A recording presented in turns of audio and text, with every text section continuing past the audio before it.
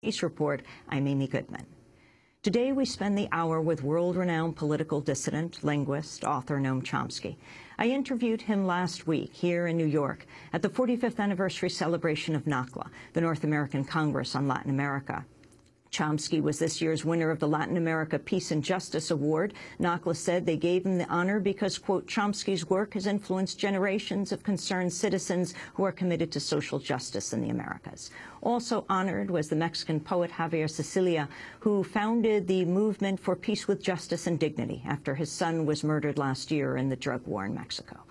Visit democracynow.org for our two-part interview with the renowned Mexican poet Cecilia. Noam Chomsky is author of more than 100 books, most recently, Occupy. He is Institute Professor of Emeritus at Massachusetts Institute of Technology, where he's taught for more than half a century.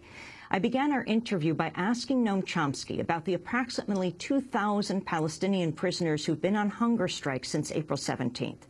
Representatives of the prisoners have reportedly reached a tentative agreement with Israel that could end the strike. Many of the Palestinian prisoners are being held by Israel without charge under a procedure known as administrative detention. The strike's intended to pressure Israeli prison authorities to end the use of solitary confinement and ease a wide range of restrictions. We did the interview in a courtyard outside a building at New York University. I asked Professor Chomsky to comment on the Palestinian hunger strike. Among the many atrocities going on in the occupied territories, one of them is administrative detention, and another is very harsh, punitive prison conditions. Israel acknowledges several hundred prisoners under administrative detention. There's basically no inspection, so we don't know. Some of them have been there for years. That means no charges, just suspected of something and locked up, some of them over and over again.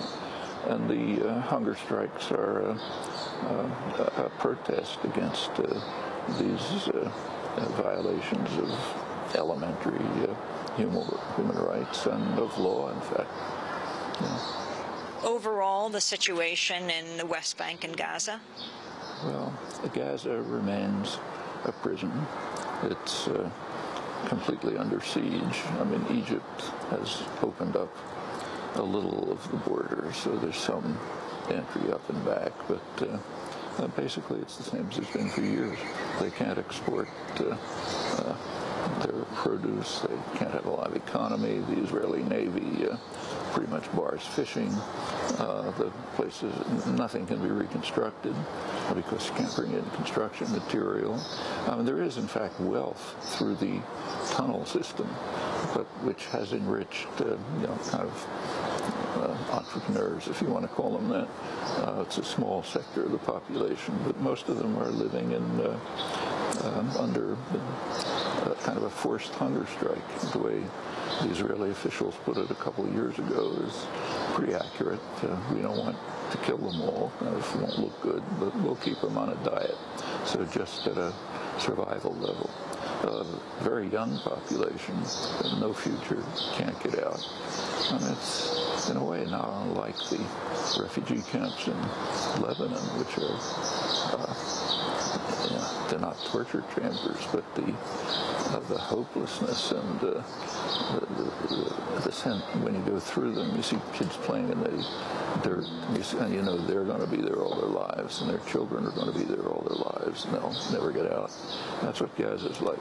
The West Bank is being, the U.S. and Israel have a plan. They're slowly implementing it, systematically take over whatever's of value in the West Bank. And it's clear what it is. It's never been a secret. The structure of it has been entirely obvious, just goes step by step. So you take over everything within the means annex, ultimately the illegal annexation wall. They call it a separation wall, actually an annexation wall.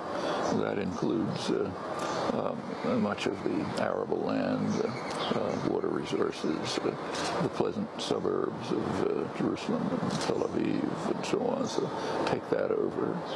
Take over the Jordan Valley, where Palestinians are being slowly driven out, and Israeli settlements are being built, and hundreds of wells are being sunk, and so on. More arable land. That basically imprisons what's left. And in the region that's left, about over half is essentially Israeli territory, Area C, and the Palestinians virtually no access to it. And there are salients cut through. First of all, Jerusalem itself is far larger than Jerusalem ever was, and it's been annexed illegally, of course, even in violation of Security Council orders. So there's this vastly expanded Greater Jerusalem, which includes East Jerusalem. To the east of that is a salient going to a town founded in the 70s, but mainly constructed under Clinton in the 90s, Ma'ale Adumim. Its borders reach virtually Jericho, kind of bisects the West Bank.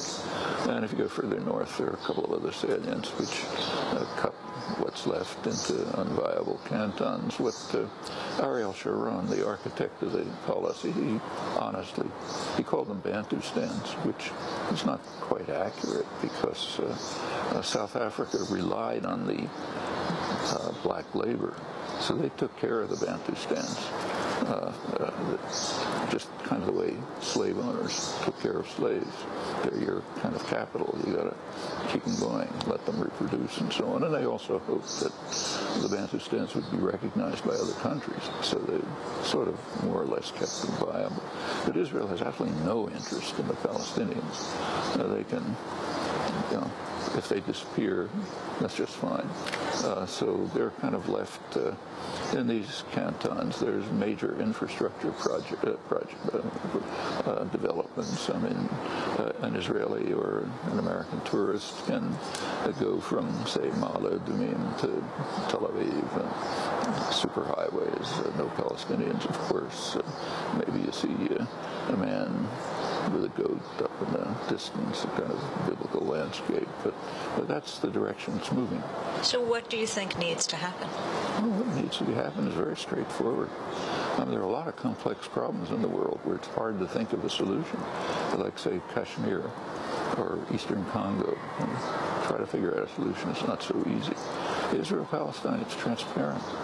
There's been an overwhelming international consensus for about 35 years on the basic structure of a settlement, two-state settlement, international border, means pre-June 67 border, maybe some, to use official U.S. terminology, when the U.S. was still part of the world back in the early 70s, with minor and mutual adjustments. So straighten out the ceasefire line, and then various arrangements made for other issues. That's the basic structure. Actually, that came to the UN Security Council in 1976. It was brought by the major Arab states. It was vetoed by the United States, vetoed again in 1980. I won't run through the rest of the story, but there's been consistent barring of a political settlement by U.S. rejectionism. And until that changes, nothing much is going to change. So what do you think of the BDS movement, the boycott, divestment, sanctions movement? I think BDS is a very valuable tactic. I'd be a little cautious when it comes to be a movement. So, for example, if you go back to South Africa, BDS was used, and used effectively, but there was never a BDS movement. A movement begins to mean, we've got a plan, a commitment, principles you have to adhere to. We apply the tactics without considering the consequences, and so on. And BDS as a tactic can be very effective. And in the case of South Africa, if you take a look, it was effective and targeted.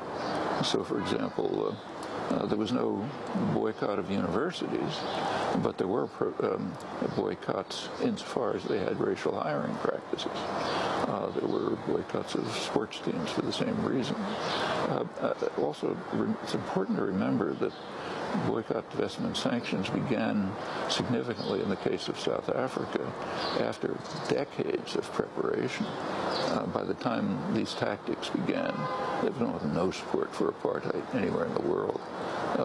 Congress was passing sanctions legislation. The UN had imposed an arms embargo.